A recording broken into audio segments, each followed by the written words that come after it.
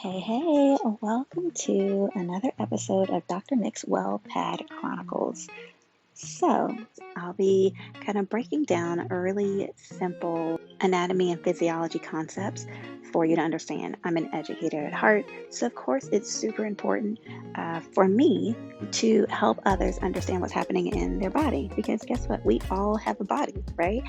So, today, we are going to be discussing what happens in the body when we sleep.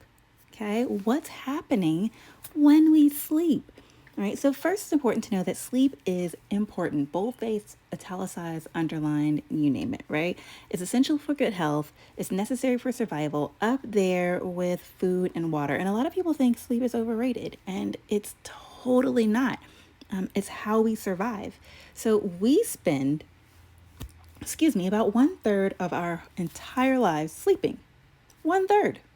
Okay, that's a lot of sleep, right? And why, if we spend that much time in something, why people think it's not important, I have no idea.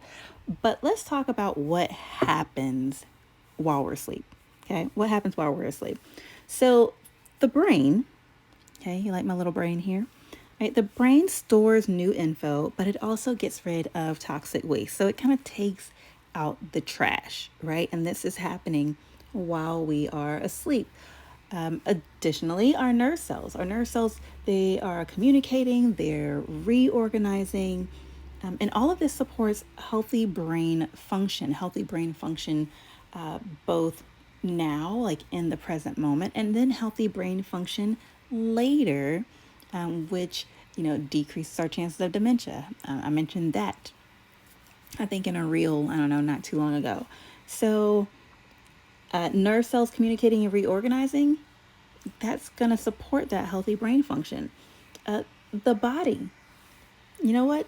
The body repairs cells, it restores energy, it releases molecules like hormones and proteins, and all of these things are, again, essential for your health. Okay, essential for your health. So, Doc, why are you preaching that sleep is so crucial? Well, we're getting ready to get into that, right? So let's see.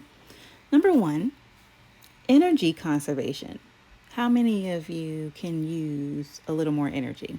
All right. Some of us need a little more energy just to make it through the day. Okay. But sleep, what it does is it decreases our caloric needs. Why? Because our body shuts down to kind of like the bare minimum, and we don't have to focus on all of those grandiose movements and functional processes. So when we break it down to the bare minimum, then it can get to those minute details that make us function with clarity and the energy that we need. So when we get the adequate amount of sleep, it decreases our caloric needs. That also leads to a decrease in our metabolism. And of course, on average, 8 hours of sleep, according to one study, can yield 35% more energy. 35%, y'all. 35%. Think about how much energy that is. That just gets me excited just thinking about it, right?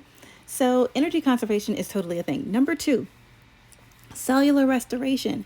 Our body repairs itself, okay? And so, yeah, everything doesn't repair itself, but we have cells in our body and they repair and they regrow.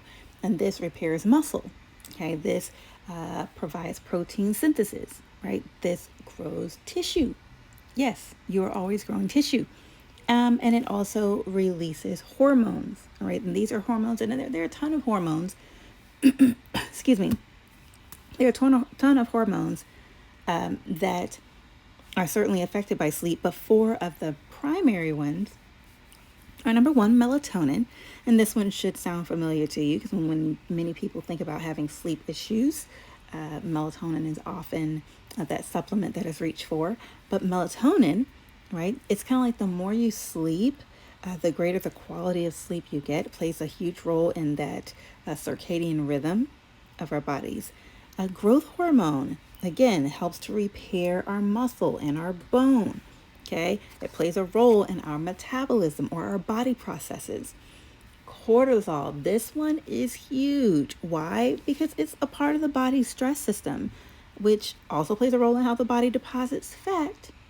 So that one's important. And that's when I talk about stress and weight gain, like there's a direct correlation because of that cortisol. And then also our hunger hormones, leptin and ghrelin, uh, those control our appetite. But guess what? Those are regulated by sleep. So as you can tell, sleep is pretty important, right? Another thing, right, when we could talk about the brain, it's important to know that when the brain takes out the trash, so when it's getting rid of this toxic waste, that also contributes to our memory function, right? And I don't know about you, but I would love to improve my memory at any given moment, right? And so think of your brain taking out the trash and improving your memory function.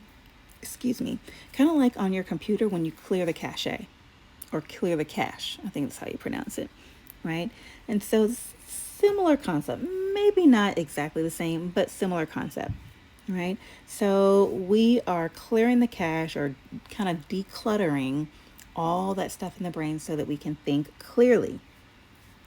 And then the last point is that it improves our well-being. Okay, it improves our emotional well-being.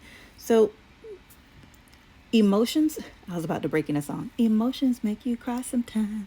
Okay, I digress. Anyway, so one thing about our emotions is that they kind of play a role in everything we do, right? They play a role in every aspect of our life, and emotions can either work for you or they can work against you in certain times. So sleep is necessary for that emotional health, and during sleep, the brain activity increases in certain areas that regulate emotion.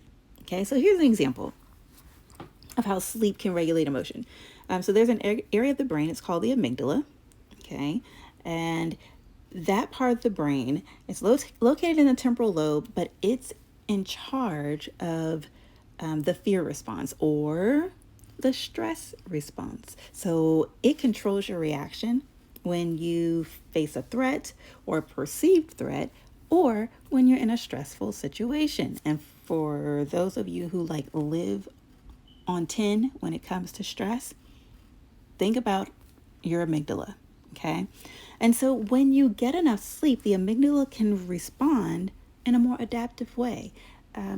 Think it's calm, okay? Think of the calm person that can really handle confrontation, all right? It's calm, it's adaptive, it says, it's okay, we're gonna get through it. When you're sleep deprived, though, the amygdala is more overreactive. So think about the friend who's like the jump off. Like it didn't take any but a spark to kind of set them off. Like that's your amygdala when you are sleep deprived. So there is a direct correlation between sleep and our mental health. I like to say these two are married, they are together, they are like lovebirds sitting in a tree, KISSING. They are interdependent on one another. They are intertwined. And so in order for us to have a healthy mental state and emotional state, it is essential for us to get enough sleep. And what's the ideal amount of sleep? Well, it's 7 to 8 hours of sleep. And full disclosure, like, in our house, we don't always get 7 to 8 hours of sleep, but we are always continually trying. So I pass that charge to you. Always strive to get 7 to 8 hours of sleep. Your body will thank you for it. And I hope you learned something today. That's it for Dr. Nick's WellPad Chronicles. And I will see you next week. Love and blessings. Toodles.